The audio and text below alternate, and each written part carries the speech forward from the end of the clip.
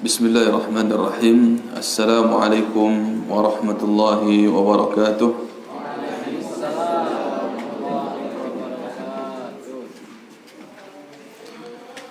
Innal hamdalillah nahmaduhu wa nasta'inuhu wa nastaghfiruh wa na'udzu billahi min shururi anfusina wa min sayyiati a'malina. Man yahdihillahu fala mudilla lahu wa man yudlil fala hadiya lahu. Ashhadu an la ilaha illallah wahdahu la sharika lah wa ashhadu anna Muhammadan abduhu wa rasuluh la nabiyya ba'dah. Fa inna asdaqal hadits kitabullah wa khairal hadi hadi Muhammadin sallallahu alaihi wasallam wa syarrul umuri muhdatsatuha fa inna kulla muhdatsatin bid'ah wa kulla bid'atin dhalalah wa kulla dhalalatin finnar. Amma ba'd. Ikhwati fid din rahimani wa rahimakumullah ta'ala. Jamaah yang kami muliakan dan kami cintai karena Allah Subhanahu wa ta'ala. Setelah kita bersyukur kepada Allah dan bersalawat untuk Nabi Muhammad sallallahu alaihi wasallam, kembali kita sama-sama duduk dalam majlis ilmu, membahas akidah, membahas prinsip yang menjadi keyakinan umat Islam, yang menjadi keyakinan dan pondasi dasar di dalam kehidupan kita beragama. Dalam kitab Mujmal Usul Ahli Sunnah wal Jamaah fil Aqidah, yaitu pada bab Tauhid Uluhiyah. Tauhid Uluhiyah. Pada poin yang ke-9 ya. Kita masuk ke poin yang ke-9. Tayyib. Al-wasilatu al-ma'muru biha fil Qur'ani.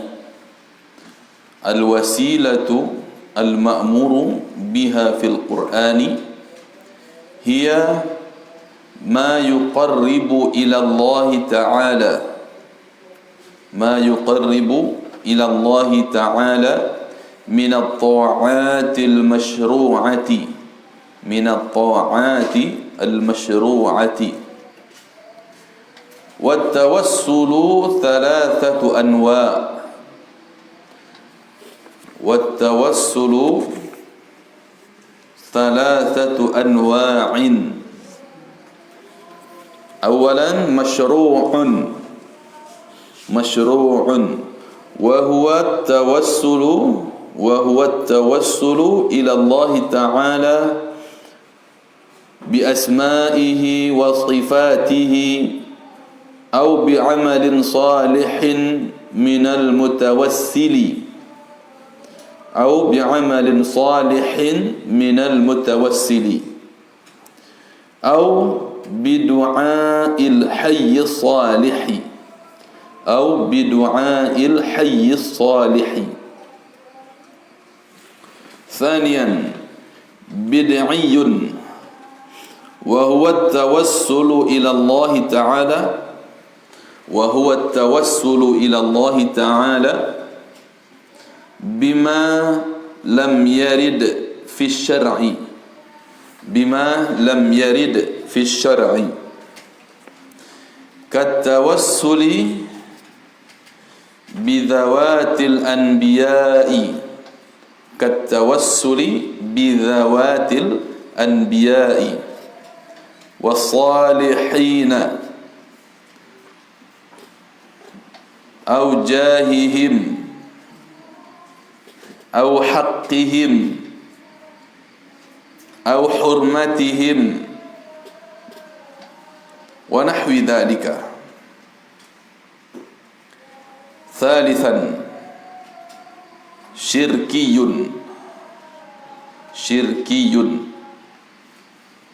وهو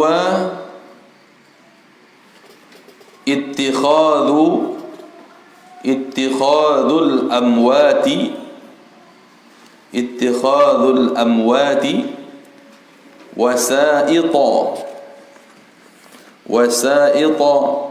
fil ibadati wa du'a'uhum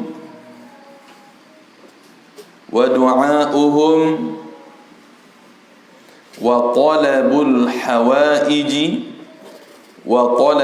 hawaiji minhum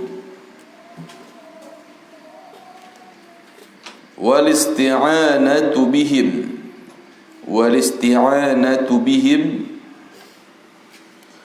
wa nahwu dzalika. Nah, kita terjemahkan sambil kita jelaskan insyaallah biar sekali jalan. Baik. Al-wasilatu artinya wasilah, perantara. Wasilah bisa diartikan perantara atau media atau penghubung, apa lagi, atau sebab, bisa. Itu wasilah, perantara, media, penghubung, sebab dan sebagainya.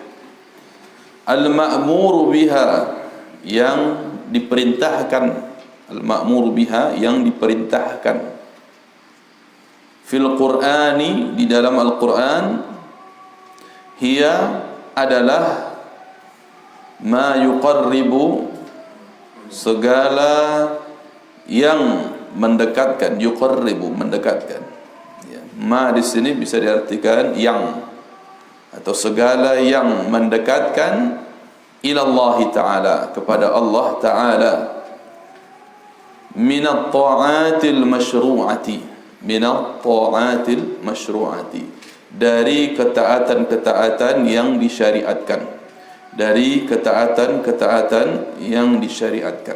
Baik. Ikhwati fid din rahimani wa rahimakumullah ta'ala. Pembahasan kita di malam hari ini tentang bertawassul, atau mengambil sebab, atau menjadikan perantara, atau menjadikan media dan sebagainya yang kita terjemahkan tadi, dengan tujuan untuk mendekatkan kepada Allah Subhanahu wa ta'ala. Itu tawassul, menjadikan salah satu media, menjadikan salah satu perantara untuk dekat kepada Allah Subhanahu wa ta'ala. Namun tentunya di dalam beraqidah kita harus paham mana tawassul yang dibolehkan dan mana tawassul yang tidak dibolehkan. Nah, ada tawassul yang dibolehkan, yaitu yang disyariatkan, dituliskan di dalam Al-Quran, sebagaimana Allah Subhanahu wa ta'ala berfirman di dalam surat Al-Maidah ayat 35. Al-Maidah ayat 35. Ya ayyuhalladzina amanu taqullaha wabtaghu ilaihil wasilah. Wabtaghu ilaihil wasilata wajahidu fi sabilihi la'allakum tuflihun. Wahai orang-orang yang beriman, bertakwalah kepada Allah dan carilah al-wasilah kepadanya. Carilah wasilah menuju Allah, dan berjihadlah kalian agar kalian menjadi orang-orang yang beruntung. Nah, mencari wasilah, mencari penghubung antara kita dengan Allah, untuk mendekatkan kita kepada Allah. Nah, ini tentunya permasalahan yang berkaitan dengan akidah, dengan prinsip yang berdasarkan kepada Al-Quran dan hadis-hadis Nabi sallallahu alaihi wasallam. Wal maqsud bil wasilati fil Qur'an wa sunnah wa 'inda a'immatis salaf annahu sababun masyru'un yuqarribu ila Allah subhanahu wa ta'ala wa yusilu ila ridwanihi wa jannatihi. Yang dimaksudkan dengan wasilah, yang dimaksudkan dengan perantara untuk mendekatkan diri kepada Allah Subhanahu wa ta'ala, yaitu yang terdapat pada Al-Quran dan sunnah Rasulullah, dan begitu juga yang diamalkan oleh para a'immatus salaf, oleh para sahabat, tabi'in, tabi'un tabi'in, yang merupakan sababun masyru'un, sebab yang disyariatkan, yuqarribu ila Allah, yang mendekatkan kepada Allah, wa yusilu ila ridwani wa jannati, dan menjadikan kita bisa menggapai keridhaan Allah dan surga Allah Subhanahu wa taala. Baik. Namun ada orang-orang yang menjadikan wasilah dari hal-hal yang lainnya untuk mendekatkan dia kepada Allah, selain yang terdapat dalam Al-Quran dan hadis Nabi SAW, dan tidak pula diamalkan oleh para sahabat tabi'in dan tabi'ut tabi'in. Makanya di sini ada rincian yang lebih jelas. Ada rincian yang lebih jelas. Wat tawassulu thalathatu anwa'in. Dan tawassul itu ada 3 macam, 3 jenis. Satunya disyariatkan, duanya tidak disyariatkan. Yang satu boleh dilakukan, yang duanya lagi tidak boleh dilakukan, haram melakukannya. Namun yang dua ini memiliki tingkatan dosa yang berbeda. Yang pertama yang disyariatkan, masyru'un, yang disyariatkan, berarti sesuai dengan syariat agama Allah Subhanahu wa taala, baik berdasarkan Al-Qur'an ataupun hadis Rasulullah sallallahu alaihi wasallam atau amalan sahabat Nabi radhiyallahu anhum ajma'in. Baik, yang pertama masyru'un, wa huwa at-tawassulu ila Allah taala, yaitu bertawassul, mendekatkan diri kepada Allah taala bi asma'ihi wa sifatihi, dengan nama-nama dan sifat-sifatnya, dengan nama-nama dan sifat-sifatnya. Nah, kita ingin berdoa kepada Allah, maka puji Allah dengan menyebut nama-namanya yang mulia. Nah, dengan menyebut nama-namanya yang mulia. Wahab lana min ladunka rahmah innaka antal wahhab. Al-Wahhab, nama Allah Subhanahu wa taala. Kita meminta rahmat kepada Allah dan kita puji Allah dengan menyebut namanya, innaka antal wahhab. Naam.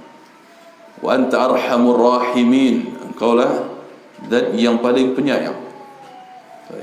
Atau dengan ungkapan kita kepada Allah, kita meminta rezeki kepada Allah, ya Razzaq urzuqni, ya Razzaq, wahai zat yang maha memberi rezeki, urzuqni.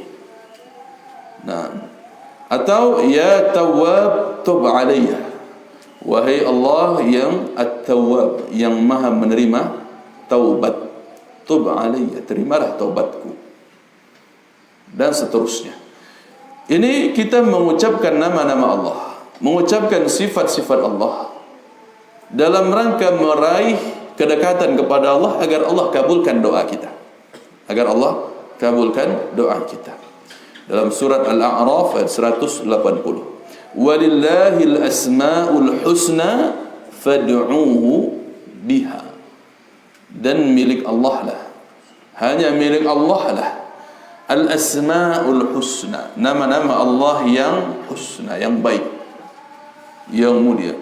Fad'uuhu biha, maka berdoalah kepada Allah dengan menyebut namanya tersebut.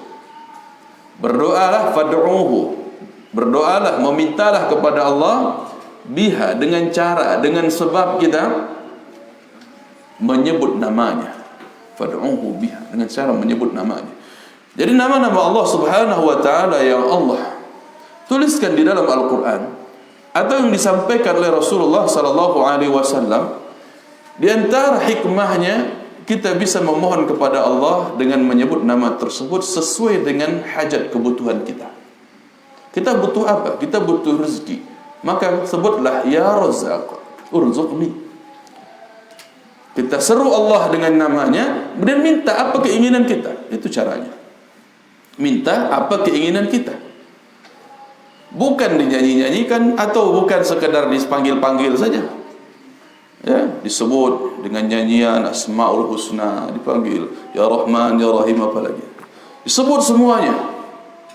Terus ente diam gitu aja. Na'udzubillah. Maunya apa gitu? Ya Allah, ya Allah, ya Allah. Terus apa? Maunya apa? Sebut apa keinginan kita dengan menyebut nama Allah tersebut. Nah, ini tentunya tidak sesuai dengan penggunaan ketika seseorang hanya menyebut-nyebut saja tanpa mengutarakan apa yang ia inginkan dengan penyebutan nama tersebut. Padahal penyebutan nama tersebut fad'uhu biha. Berdoalah dengan menyebut nama tersebut. Berdoa dengan cara menyebut, kita menginginkan apa, sesuaikan dengan nama Allah tersebut. Kita ingin taubat kepada Allah. Ya Tawwab, tub alayya. Ya Ghaffar, ighfirli. Ya Rahman, irhamni. Seterusnya. Ya, begitu. Maka banyak sekali di antara doa-doa para rasul, para nabi dan rasul dalam memuji Allah Subhanahu wa taala. Tayyib. Rabbi habli min ladunka dzurriyyatan thayyibah innaka sami'ud du'a. Lihat, doa Nabi siapa itu? Nabi Zakaria. Hunalika da'a Zakaria rabbah qala rabbi habli min ladunka dzurriyyatan thayyibah innaka sami'ud du'a. Nabi Zakaria memuji Allah, innaka sami'ud du'a. Sungguhnya engkau ya Allah Maha mendengar doa. Nah, ini antara contoh-contohnya. Jadi bertawasul mendekatkan diri kepada Allah Subhanahu wa taala agar keinginan kita dikabulkan oleh Allah. Pujilah Allah dengan menyebut nama-nama dan sifatnya. Ini disyariatkan. Ini disyariatkan sebagaimana dalil yang telah kita sampaikan tadi. Dan begitu juga lihat doanya para nabi, doanya orang-orang saleh. Di antaranya surat Ali Imran ayat 16.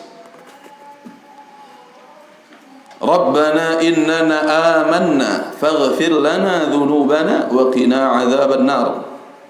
Nah, mereka memulai dengan Rabb dulu. Rabb itu nama Allah Subhanahu wa taala.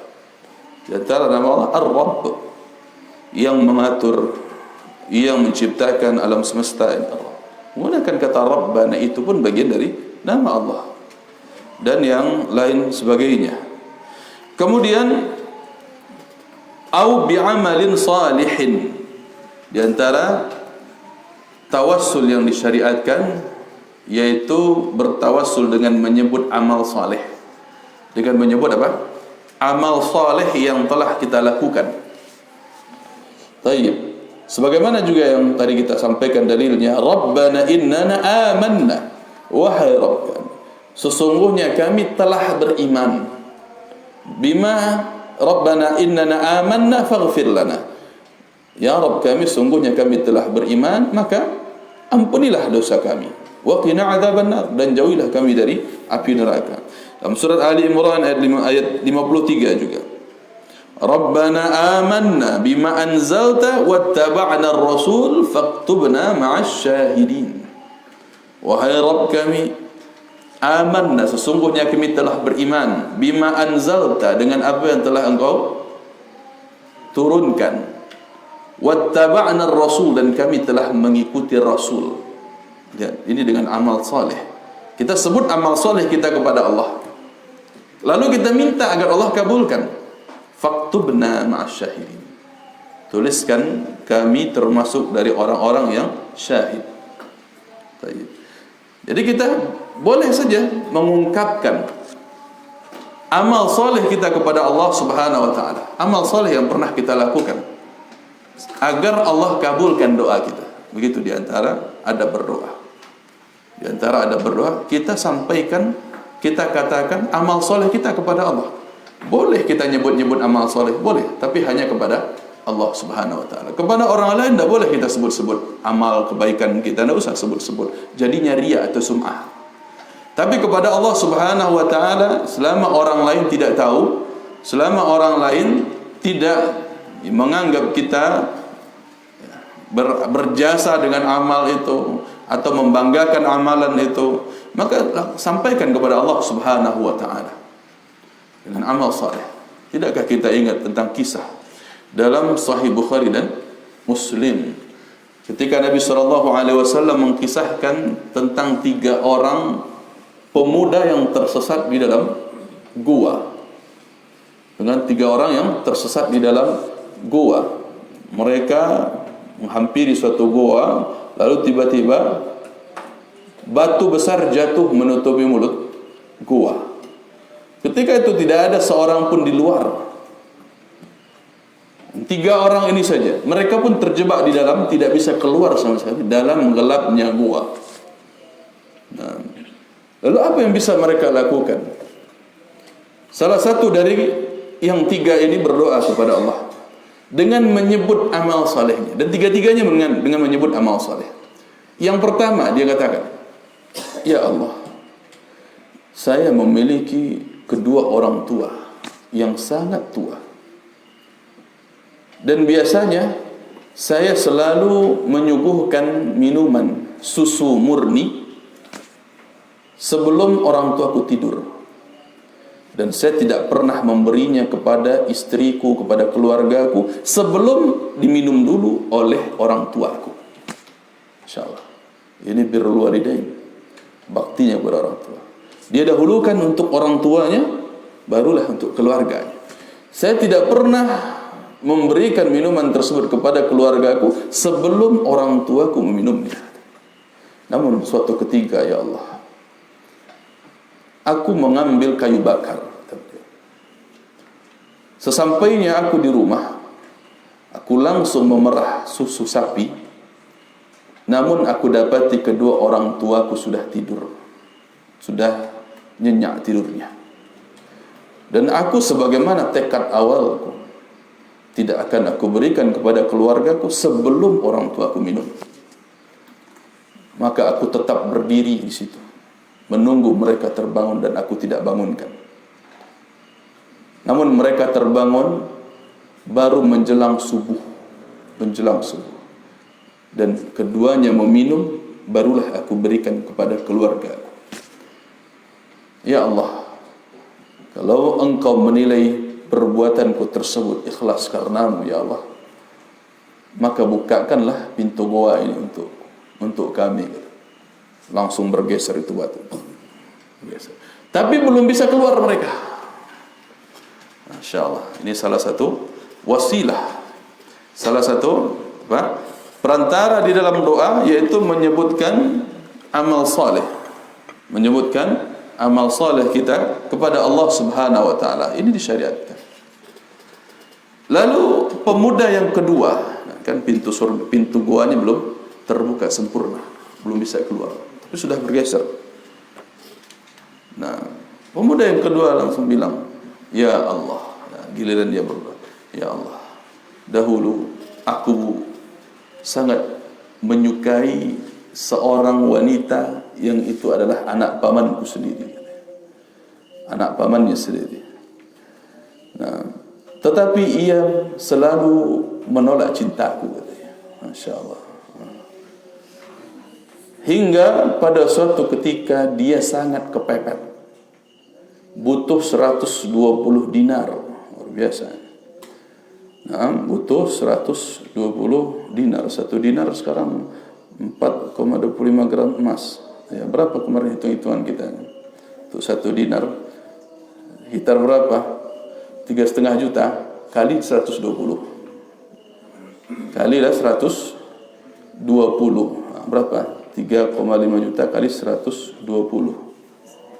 Nah, ada sekitar 400-an juta lebih kali ya. Nah, dia pinjam. Sudah nantilah. Seru ya. Azan dulu, azan. Baik. Alhamdulillah wassalatu wassalamu ala Rasulillah. Amma ba'd. Nah, jadi di antara tawassul yang disyariatkan adalah dengan menyebut amal saleh yang pernah kita lakukan kepada Allah Subhanahu wa taala. Nah, jadi di antara contoh yang tadi dalam kisah 3 orang Bani Israel yang tersesat di dalam gua, yang satunya meminta kepada Allah agar dibukakan pintu gua dengan cara menyebutkan amal saleh, yaitu berupa birrul walidain. Dia berbakti kepada kedua orang tuanya. Adapun yang kedua, dia berkata kepada Allah, ya Allah, dahulu aku tahu seorang wanita yang dia seorang putri pamanku sendiri. Aku menyukainya, namun dia menolak cintaku. Namun suatu ketika dia sangat terdesak butuh berapa? Butuh uang 120 dinar. Berapa tadi angkanya? 420 juta, sekitar situ. 420 juta itu bukan uang sedikit ya. Dapat mobil baru kita, keren ya. Tapi sekitar situlah 120 dinar. Nah, kemudian dia meminjam, namun tak sanggup untuk mengembalikannya. Dan aku pun ingin memaafkan uang tersebut dengan syarat ia mau berzina denganku. Aku mau tangguhkan hutangnya itu. Tidak usah dia bayar, tapi syarat dia harus berzina denganku. Wanita tersebut mengiyakan. Na'udzubillah. Namun ketika sampai hari yang mereka rencanakan, tiba-tiba wanita tersebut berbisik, tidakkah engkau mau sesuatu yang halal dengan menikahiku? Nah, akhirnya dia tinggalkan zina tersebut. Dia tinggalkan dan dia tangguhkan untukmu saja semuanya. Dia katakan, ya Allah, kalau memang aku melakukan itu, kesempatan berbuat zina aku tinggalkan. Kalau aku lakukan itu karenamu ya Allah, engkau menilainya karena aku lakukan karenamu ya Allah, maka bukakanlah pintu gua ini. Maka terbuka mulut gua itu sedikit, bergeserlah batu tadi sedikit. Namun belum juga mereka bertiga bisa keluar, masih sempit. Barulah yang ketiga, pemuda yang ketiga ini berkata kepada Allah Subhanahu wa taala, ya Allah, aku memiliki suatu usaha, suatu unit usaha, bisa jadi perkebunan, Allah tidak disebutkan. Ketika aku menggaji pegawaiku, ada satu pegawaiku yang tidak hadir ketika itu, tidak tahu apa sebabnya. Lalu uang gajinya aku pegang dan aku kembangkan, aku jadikan untuk usaha yang lain dari uang hak dia tadi. Telah lama berselang, uangnya ini ternyata berkembang menjadi ada ternaknya, unta, sapi, kambing, dan yang lain-lain peternakannya. Lalu orang ini datang minta jatah gajinya yang dulu kepada saya. Berarti sudah lama, ini sudah beranak pinak sapinya kan. Ya. Dia bertanya, mana gajiku yang dulu? Aku bilang, aku katakan kepadanya, ini, semua ini gajimu dulu. Telah aku pakai dan aku kembangkan, qadarullah menjadi hasilnya seperti ini. Ambillah untukmu semuanya. Nah, kalau orang sekarang kan curang dia, mana mau dia. Nah, ini Masya Allah, amanah. Uangnya orang kalau dia pakai untuk diinvestasikan, dikembangkan, berarti dia jatah punya orang, bukan dia. Nah, jangan ngaku, nanti saya ganti pakai uang lain, enggak. Ini niatnya apa tadi dari awal?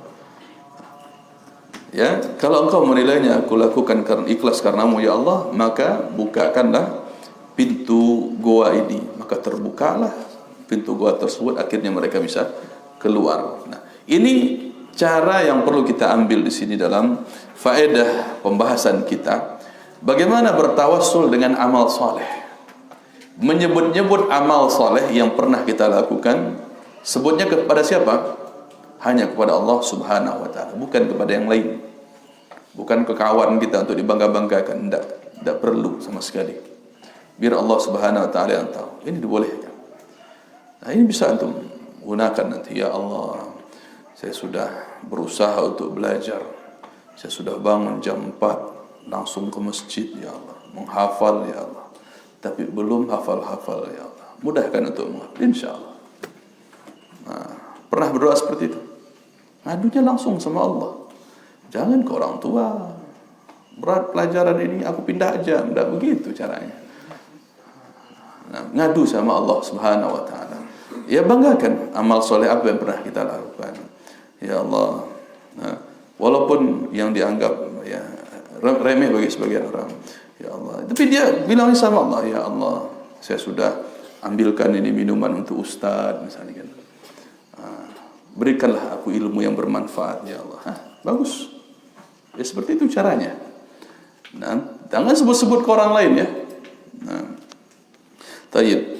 Itu diantara tawassul yang disyariatkan, yaitu menyebut amal soleh kepada Allah Subhanahu Wa Taala. Amal soleh siapa? Minal mutawassil, dari orang yang ingin bertawassul. Ya, amal soleh orang yang bertawassul, bukan amal soleh orang lain.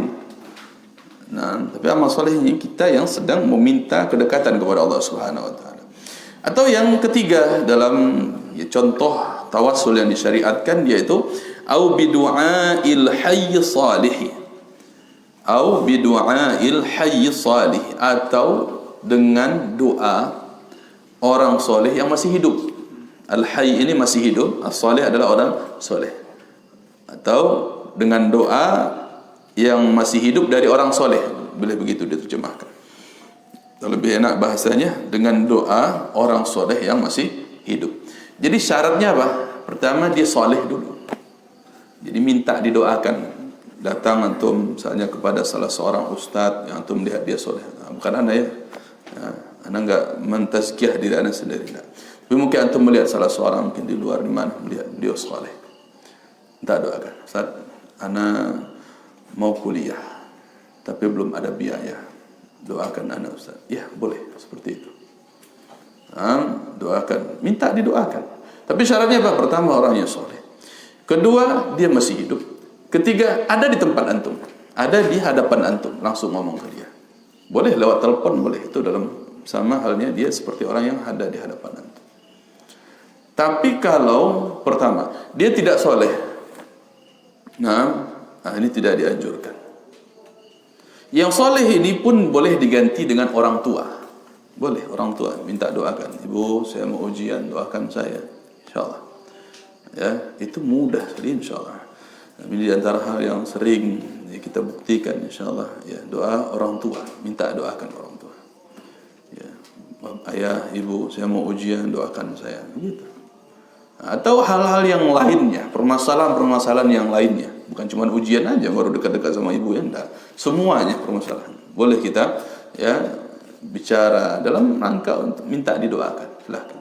Jadi syarat yang pertama, orangnya soleh. Mau itu para guru atau orang tua. Orang tua memang kita harus husnuzon tentang kesolehan mereka. Kita berprasangka baik mereka adalah orang yang soleh. Begitu. Adab kita kepada orang tua. Walaupun mungkin di mata kita pernah melakukan kesalahan, tetap kita husnuzon, bersangka baik bahwa orang tua kita adalah orang yang soleh. Yang kedua, dia masih hidup. Artinya kalau sudah meninggal, walaupun dia seorang alim, ulama besar, tapi sudah meninggal, kita datang ke kuburannya, Kiai, Mbah, saya besok mau nikah. Tolong saya, laporkan kepada Allah supaya jangan hujan. Ini tidak benar. Karena orangnya sudah meninggal. La yasma'una du'aakum. Mereka tidak bisa mendengarkan doa kalian. Orangnya sudah meninggal. Walau sami'u mastajaba lakum. Kalaupun dia mendengar, tapi dia tidak bisa mendengar. Kalaupun dia mendengar, dia tidak akan bisa mengijabah untuk kalian. Dan hadis-hadis dan ayat-ayat yang lain yang menunjukkan bahwa orang-orang yang sudah meninggal tidak bisa mendengar doa lagi mereka. Ya. Hanya bisa apa yang bisa didengar oleh orang yang meninggal. Jejak atau derap langkah ahli keluarganya dan langkah keluarganya ketika menguburkan jenazahnya. Cuman itu saja yang ada dalil-dalilnya. Yang lain tidak ada. Baik. Jadi syaratnya apa tadi? Dia harus saleh, kemudian dia masih hidup. Yang ketiga, dia ada di tempat itu. Atau hadir dia, walaupun dalam telepon, dia ada.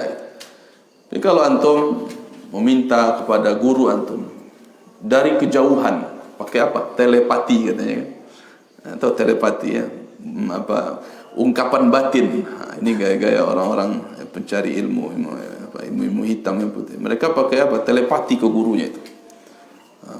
Saya ingin mengatakan ini kepada guru. Besok pagi saya akan buktikan dia tahu apa yang saya omongkan. Itu bahasa mereka. Mereka tidak mendengar secara langsung, tapi bisa mengenal dengan mata batin katanya. Ini tidak dibenarkan. Nah, ini syaratnya dia saleh, masih hidup, kemudian ada di tempat itu, atau dengan sambungan telepon, walaupun tidak ada di tempat, tapi suaranya ada di tempat kita. Ya, secara ilmiah dan alamiah dia ada dekat kita. Baik. Yang kedua, bid'iyun. Ada tawassul yang bid'iyun, yang bid'ah. Nah, kalau tadi tawassul yang disyariatkan dengan dalil-dalil yang sudah kita sebutkan ini. Sebelum kita masuk ke tawassul yang bid'ah, ada dalil yang menunjukkan bahwa meminta doa orang yang soleh. Seperti siapa? Saudaranya Nabi Yusuf. Lihat dalam surat Yusuf ayat 97. Qalu ya abana istaghfir lana dhunubana idna kunna khati'in. Nah, ketika mereka sudah bertobat, ya, mereka mengakui kesalahan mereka kepada Allah. Tapi mereka minta kepada ayah mereka. Nabi apa? Nabi Yakub. Nah, qalu, mereka kata, ya abana, wahai ayah kami, istaghfir lana, mohonkan ampun kepada Allah untuk kami. Mohonkanlah ampunan kepada Allah untuk siapa? Untuk kami. Istaghfir lana dhunubana, atas dosa-dosa yang kami lakukan. Inna kunna khati'in, sesungguhnya kami telah melakukan perbuatan-perbuatan yang salah. Dan yang lain-lainnya. Dan sebagai dalil yang lebih mendetail perkara ini, dahulu ketika para sahabat merasa kekeringan di kota Madinah, hujan sudah lama tidak turun, lebih kurang sekitar 6 bulanan atau lebih tidak turun hujan, maka mereka datang kepada Rasulullah SAW. Ya Rasulullah, wahai Rasulullah, doakan kepada Allah agar Allah turunkan hujan untuk kita. Ini minta didoakan oleh orang saleh, Rasulullah SAW. Namun ketika Rasulullah SAW telah meninggal, tidak ada satupun sahabat yang datang ke kuburan Rasulullah untuk berkata yang sama. Wahai Rasulullah, doakan kami kepada Allah agar Allah turunkan hujan. Tidak pernah satupun. Tapi kemana mereka? Mereka mendatangi Al-Abbas, pamannya Rasulullah SAW yang ketika itu masih hidup. Barulah mereka mendatangi Al-Abbas dan mengatakan, wahai Al-Abbas, pamannya Rasulullah SAW, dulu ketika keponakanmu hidup, kami meminta didoakan kepada mereka, namun setelah kami meninggal, kami meminta agar engkau berdoa kepada Allah untuk turunkan hujan. Begitu. Ini jadi bukti bahwa orang yang saleh, yang kedua masih hidup, kemudian ada di hadapan, hadir dia. Baik. Kemudian yang kedua tadi tentang tawassul, ada yang bid'ah. Wa huwa tawassulu ila Allah Ta'ala bima lam yarid fi syar'i. Yaitu tawassul, mendekatkan diri kepada Allah dengan sesuatu bima lam yarid, dengan sesuatu yang tidak dituliskan fi syar'i, yang tidak dituliskan dalam syariat, tidak terdapat dalam syariat. Artinya tidak ada dalam Al-Quran dan tidak ada pula dalam sunnah. Katawassuli bidzawatil anbiya, katawassuli bidzawatil anbiya, seperti contohnya di sini, bertawassul dengan zawat. Zawat ini zat, tubuh, badan al-anbiya, para nabi. Ini sekaligus bantahan bagi orang-orang yang mengagungkan rambut Nabi. Lihat, mereka mengumpulkan, mengklaim, tidak tahu dari mana, mengklaim ini rambut Nabi, dibikin dalam peti, dalam kotak yang mereka keramatkan. Apa buktinya itu rambut dari Nabi SAW? Nah, apa buktinya? Adakah bukti otentiknya? Tidak ada sama sekali. Dan memang sahabat tidak pernah melakukan itu. Kalau sekiranya mereka menganggap zatnya Nabi ini setelah Nabi meninggal, ya, bukan ketika Nabi masih hidup. Kalau ketika Nabi masih hidup, mereka memang rebutan air sisa wudunya Nabi SAW. Kan tubuhnya Nabi, mereka berpelukan dengan Nabi untuk bertawassul, biasa, karena Nabi masih hidup. Tapi ketika Nabi SAW telah wafat, tak pernah satu orang pun dari sahabat yang mencari-cari rambut Nabi kah, kuku Nabi kah, atau baju Nabi atau sandal Nabi untuk dijadikan taqarrub, tawassul, dekatkan diri kepada Allah. Ini di antara amalan bid'ah. Bahkan bisa terjerumus ke dalam syirik nantinya. Kita lihat nanti di poin ketiga. Nah, ini tidak pernah dilakukan oleh sahabat Nabi SAW radhiyallahu anhum. Tidak pernah dilakukan oleh mereka. Ya, mencari-cari rambut Nabi, kemudian mereka berdoa, ya Allah, dengan rambut Nabimu ini sampaikanlah keinginanku, tunaikanlah hajatku, dan seterusnya. Begitu juga yang bid'ah lainnya dengan menyebut, nah ini sering, ini masyhur, terkenal, ya Rabbi bil Mustafa balligh maqasidana, apa lagi, waghfir lana dan seterusnya. Ini pun doa tawassul bid'ah. Kenapa? Coba lihat artinya di situ. Ya Rabbi bil Mustafa. Ya Allah dengan Al-Mustafa. Siapa Al-Mustafa? Rasulullah.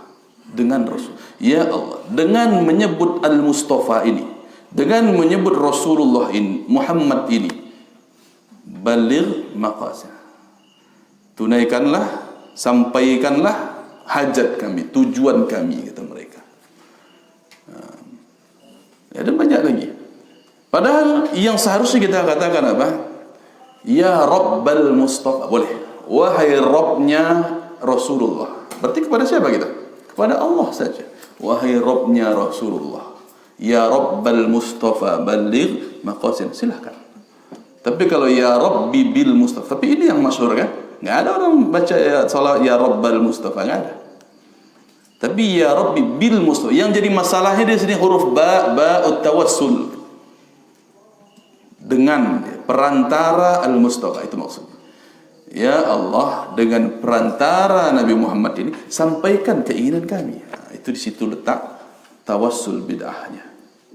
Ini termasuk bidawatil anbiya. Atau apa lagi? Bahkan lebih terang-terangan. Tawassalna bi bismillah. Betul, kami bertawassul dengan nama Allah. Terus apa lagi? Wabil hadi Rasulillah. Salawat apa itu? Tawassalna bi bismillah. Apa lagi? Wabil hadi Rasulillah wa bi kulli mujahidillah, ya. Lihat. Bukan cuma Rasulullah, tapi dengan bi kulli mujahid, dengan seluruh, dengan setiap para mujahid jalan engkau. Ini tawassul juga bid'ah. Kalau tawassalna bi bismillah, betul. Itu benar tawassul. Tapi ketika ditambahkan ini wabil hadi Rasulillah, dan tawassul dengan al-hadi Rasulullah, dan bertawassul dengan para mujahid, ini termasuk dalam contoh tawassul bid'ah. Tayyib. Al-anbiya wa salihin, orang-orang saleh yang tadi sudah kita sampaikan, di antaranya para mujahid itu juga orang-orang saleh.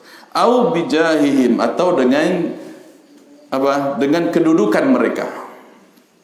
Ya Allah, dengan kedudukan nabimu, dengan perantara kedudukan nabimu, Nabi Muhammad, aku memohon ini dan itu. Ini dia tawassul bid'ah. Tak perlu disampaikan kedudukan Rasulullah di hadapan Allah ketika beliau telah wafat. Tayyib.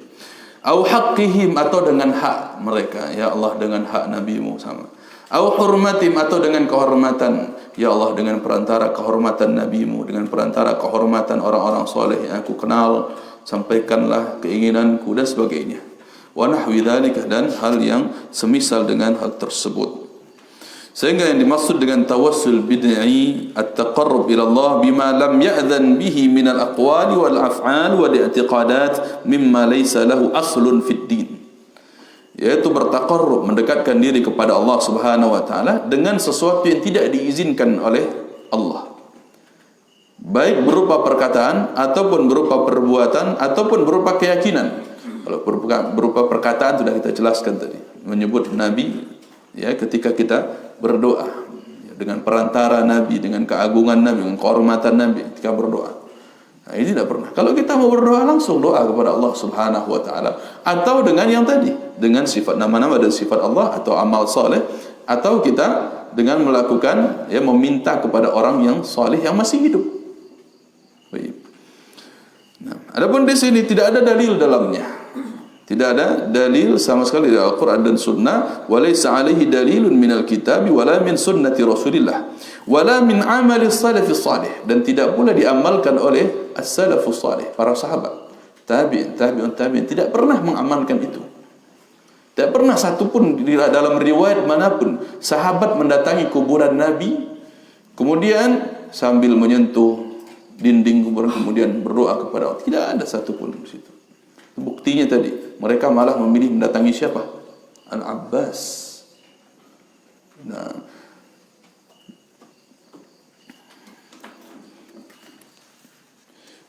sehingga dalilnya di sini, man amila amalan laisa alaihi amruna fahuwa raddun. Hadis yang masyhur. Siapa yang melakukan suatu amalan yang tidak ada perintahnya dari kami, kata Rasulullah, tidak bagian dari amalan ajaran kami, kata Rasulullah, fahuwa raddun, maka amalan tersebut tertolak. Baik.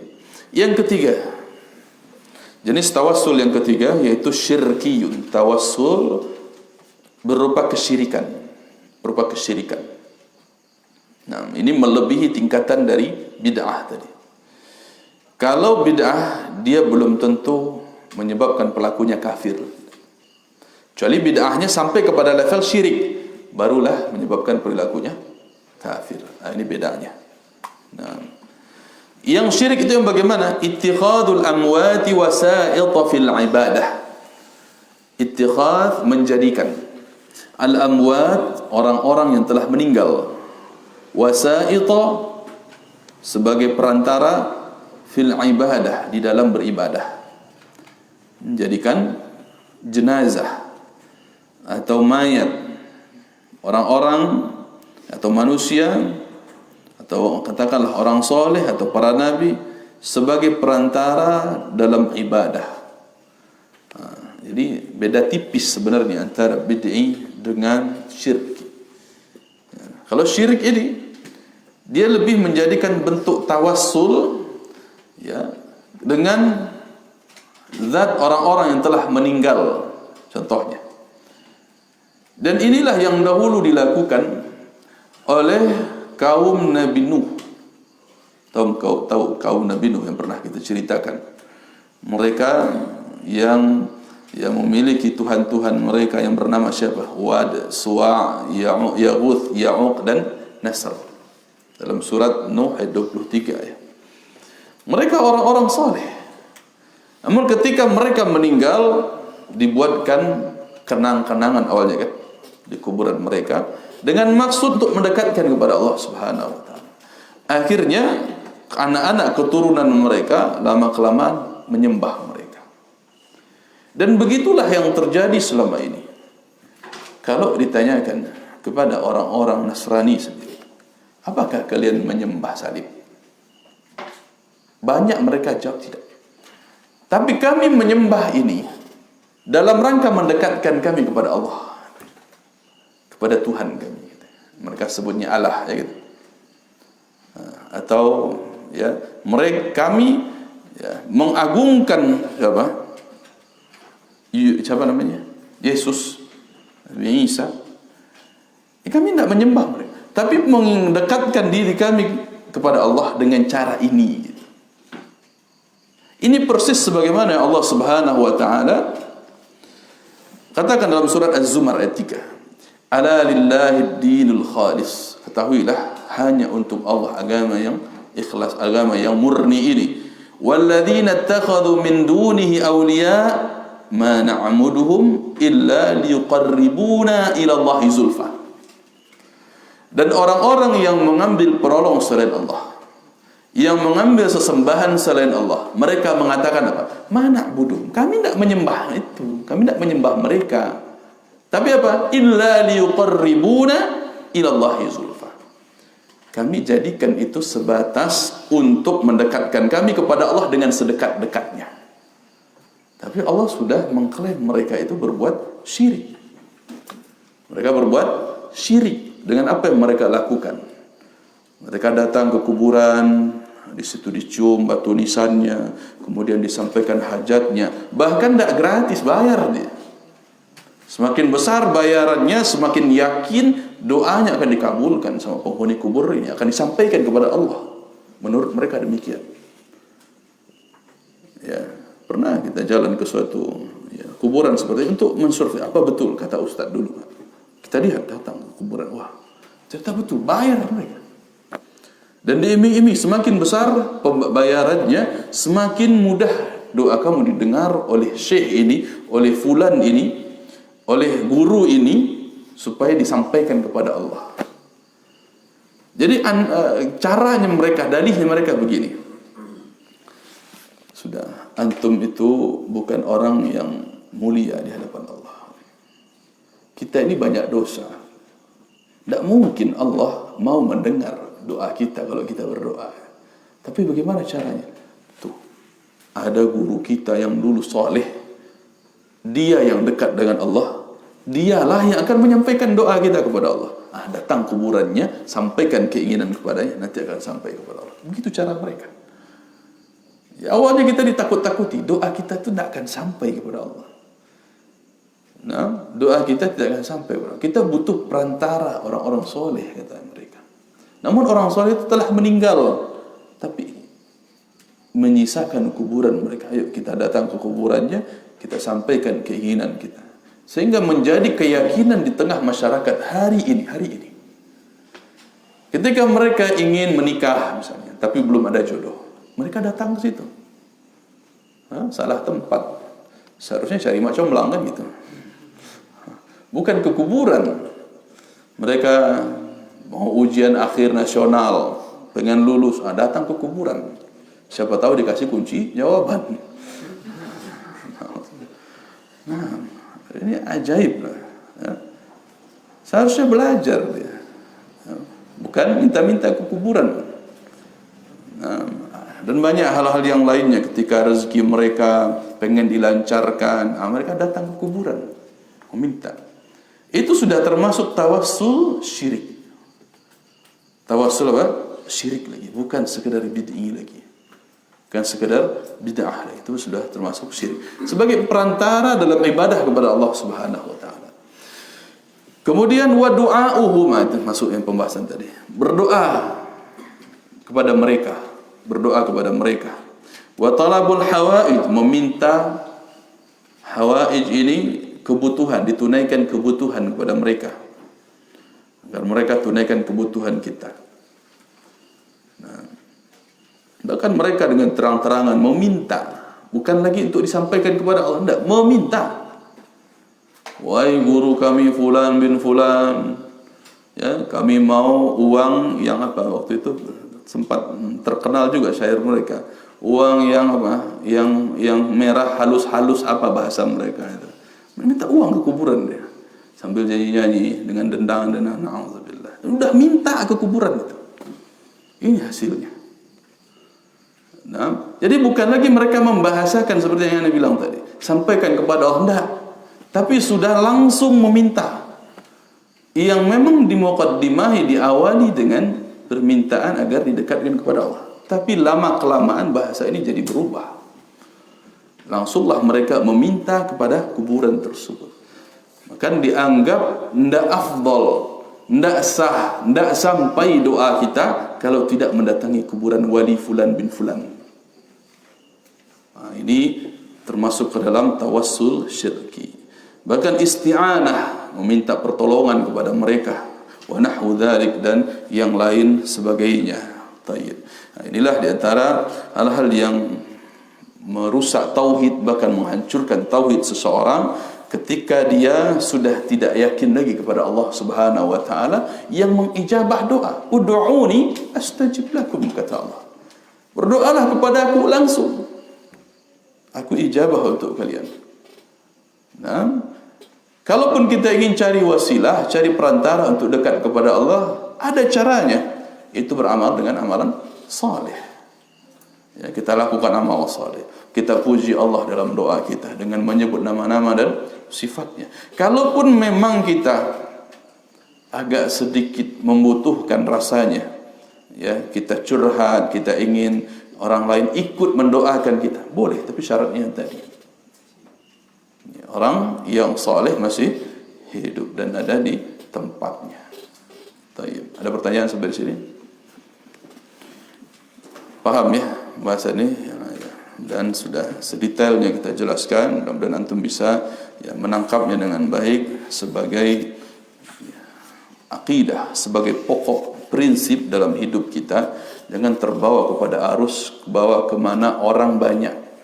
Kalau melihat orang banyak, iya banyak orang yang bertawassul dengan seperti yang kita sebutkan tadi. Baik, fadhal. Baik.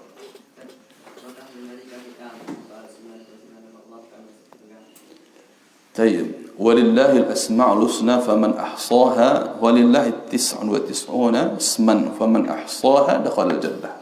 Kama qala sallallahu alaihi wasallam. Ini dari Nabi sallallahu alaihi wasallam hadis ya. Allah memiliki 99 nama. Siapa yang ahsaha, yang dalam artian di sini para ulama menjabarkan lagi, menghafalnya, kemudian menjadikan sebagai doa, fad'uhu biha, kemudian memahami maknanya, iya, dakhala jannah, dia masuk surga dengan itu, dengan sebab itu. Namun jadi catatan di sini, Allah memiliki 99 nama. Itu bukan berarti pembatasan, hanya 99. Allah nama-nama dan sifat-sifatnya itu tanpa batas. Ya, dalilnya di antara hadis Nabi sallallahu alaihi wasallam, beliau ajarkan doa ya, au bimasta'tharta bihi fi ilmil ghaibi indak. Ya, aku memohon dengan seluruh nama-nama Engkau ya Allah, yang Engkau katakan di dalam Al-Quran, yang Engkau sampaikan dalam hadis Nabi, atau yang Engkau rahasiakan sendiri dalam ilmu yang Engkau ketahui sendiri. Nah, nama-nama Allah berarti ada yang dirahasiakan oleh Allah. Ya, Allahu a'lam. Jadi jumlahnya tidak 99. Adapun penyebutan angka 99, Allah memiliki 99 nama. Itu bagi yang menghafalnya saja, bagi yang memahaminya, dan bagi yang menggunakannya untuk berdoa. Yang 99 minimal, begitu maksudnya. Ya, Anda punya satu pulpen ini. Apakah cuma satu pulpen yang Anda punya? Dalam bahasa Arab, ya, kita bukan mentamsil Allah, tidak. Tapi dalam kaidah bahasa, Anda punya sebuah handphone. Siapa yang bisa jawab pertanyaan akan Anda kasih. Contohnya begitu bahasanya. Apakah cuma satu ini yang punya? Ada yang lain di rumah. Tapi ketika itu Anda menunjukkan untuk siapa yang menjawab pertanyaan. Jadi di sini bahasanya walillah, ya, Allah memiliki 99 nama. Lillahi 99 isman. Allah memiliki 99 nama. Itu bukan pembatasan, tapi untuk siapa? Siapa yang ihsa'anya, faman ahsaha, siapa yang tadi kita sebutkan, dia menghafalnya, dia mentadabburi, memahami maknanya, kemudian dia jadikan sebagai wasilah berdoa, maka dia masuk ke dalam surga. Baik, ini hadisnya sahih. Ada lagi? Baik, cukup sampai di sini insyaallah. Mudah-mudahan bisa dipahami dengan baik, ya. Subhanakallahumma bihamdik asyhadu an la ilaha illa anta astaghfiruka wa atubu ilaik. Assalamualaikum warahmatullahi wabarakatuh.